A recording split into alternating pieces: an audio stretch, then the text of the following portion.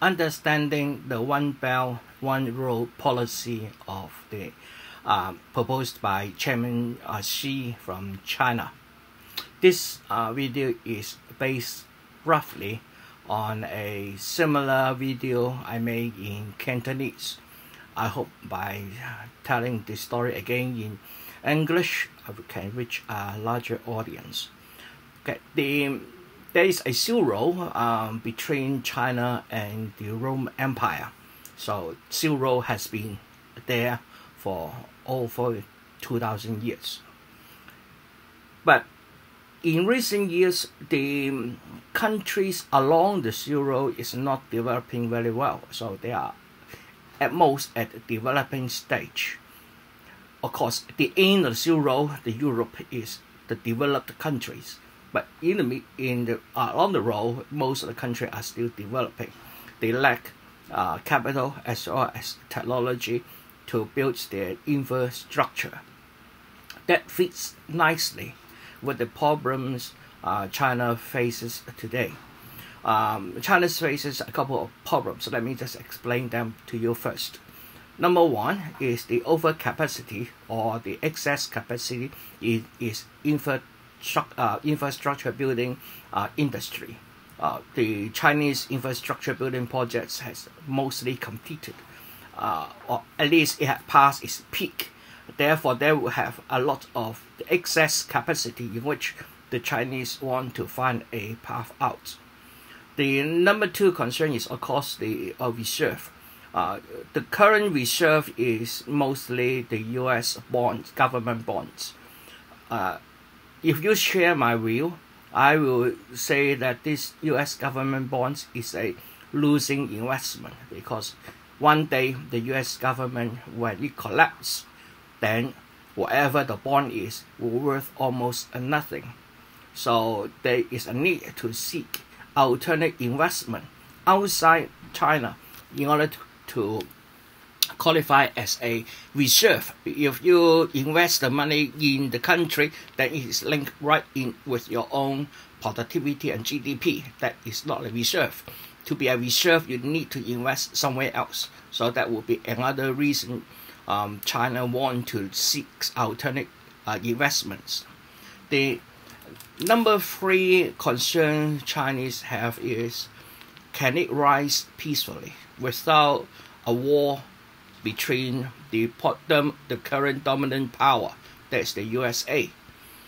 There is a very different philosophy about the world between the West and China, the East. Chinese believe in a win-win situation. Chinese do not want to dominate the world. What Chinese want is have a peaceful rise so that people can have food to eat, have a house to live in, and a comfortable life. That is what we look for. We don't look for a domination over everybody else. But that is obviously not shared by the elites in USA. They still consider China as a threat. And for example, the build up along the Pacific Rim, along the Chinese coast from Korea to Japan, including the Dario Island, and then Taiwan down there, and there's Philippines, Vietnam. It tries to encircle China. So China needs to find a way out. If the sea route is not possible, then it will looks for routes from the land. So reactivating the Silk Road is a very logical conclusion. So that will be a balance between the power in order to ensure China can continue to rise in peace. The other concern Chinese also have is the provide the developing country and other source of method of development. The fifth one is, traditionally Chinese is not spending too much. They like to save. That means out of the GDP of China, there's only that much, a fraction of it will be in consuming goods. So in order to contain the industry in the consumer sector, China needs to find other markets as well. Developing countries will usually be low-end markets, and China started with low-end productivity anyway. So if they can look for other low-end markets, that will be good. In case of the Western market collapse, when the US dollar collapse, and China's may put its internal consumption a bit, but it will not meet the development the Chinese government wants to see.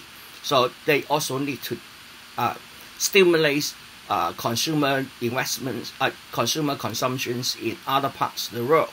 That's come in where the One Belt, One Road policy comes in. I think this is a very smart policy because it solves the problems I just have outlined. The number one, how they do it? Well, you know, the Chinese has started the Asian Infrastructure Investment Bank. The investment is approximately, I think it's 100 billion US dollars or 1 trillion, I don't know, it is. But that is not enough. But anyway, there are two funds there the Chinese government has started. One is the Asia Infrastructure Investment Bank. Another is the Silk Road Fund. So these two funds will be used based on the reserve. So that will be investment outside of China. So as the name suggests, it's an infrastructure investment bank. That means it will be investing in the infrastructures along the old Silk Road, the so-called the Stans countries, Kyrgyzstan, Kyrgyzstan, Pakistan. There's a whole lot of countries along that road where Chinese is willing to invest. Now, in terms of investment, $1 investment in these countries will produce about $1.98 in the upstream economy. That means the cement factories, the steel factories, the road production companies, the railroad company, etc., will benefit with this stimulus in other countries. $1, they will benefit about $2. That will be the upstream economic values of the investment. Plus, this investment obviously either as a loan or as an investment in which the management fee and maintenance fees will pay for it later on. So that will make the reserve funds in China a better reserve, a more diversified reserve, because it doesn't need to put all its eggs in the basket, which is called the US government bonds. The Chinese can diversify. That is a good thing for China. In terms for the receiving countries, these countries are being helped to build a road. It is a voluntary project. Of course, the Chinese want them to join the project. If they join, of course, there is values. The downstream values to these countries is approximately $3 something. It's a little bit over $3 for every dollar invested. So that means to the countries there is a big carrot put in front of them. See, here is a good offer. If you accept it, we will help you to finance the investment at the infrastructure project, and we will help you to build it. Of course, to me, I will generate some benefits in upstream, but to you, you also have a lot of downstream benefits. It's up to you to choose. Of course, they will try to encourage the countries along the Silk Road to join. So that is the One Belt, One Road policy, which is proposed by Chairman Xi last year in the Chinese Congress. The important thing here is to understand what is the strategic implications for China. Militarily, Chinese cannot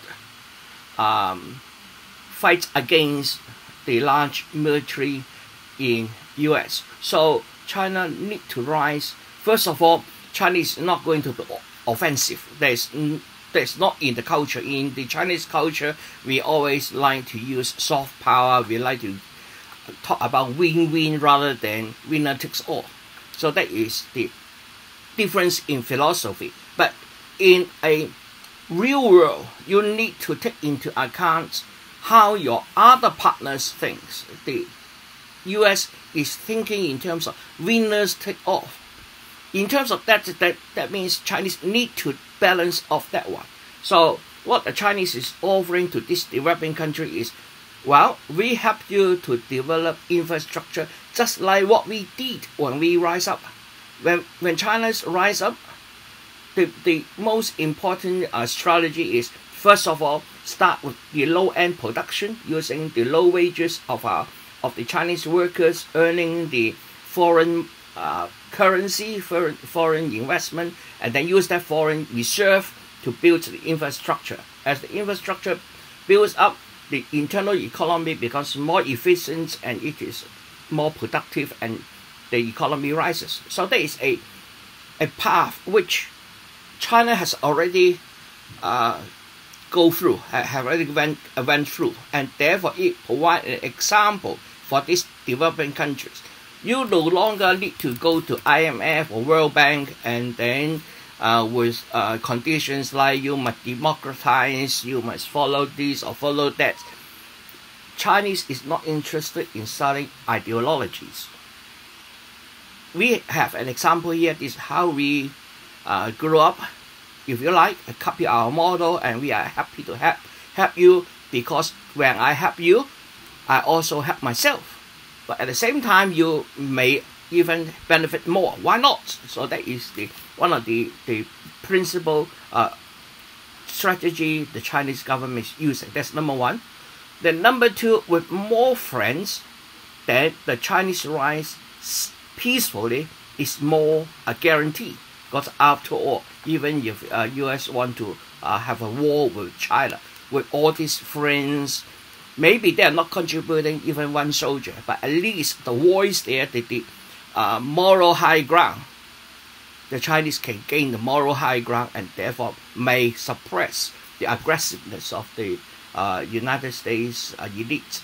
I'm not saying that all the people in the United States are aggressive, but looking at the policy of the US government, I will say the US government is aggressive, and it is a terrorist government. Having said that, I don't imply the US citizenship being bad. It's only a selected elite which corrupted your government and make it do things which is bad, not only to yourselves but to the rest of the world. What the Chinese are trying to do is show you another example of development which does not involve military expansion. Chinese doesn't need military expansion in order to protect its interest. The interest is protected because it is a win-win situation. The other partners want to help you to protect the investment because that is the best for both of them. So that is a much better guarantee by using force. I think the One Belt, One Road policy is a very smart, very clever policy, and I hope I have explained to you the thinking behind it. So if you like, you can check out some of the references, but unfortunately the reference I find is all in either Mandarin or in written Chinese. So you may be able to find some in English, but I haven't found it yet. So up to you. Just my understanding of what that means. Thank you. Bye bye.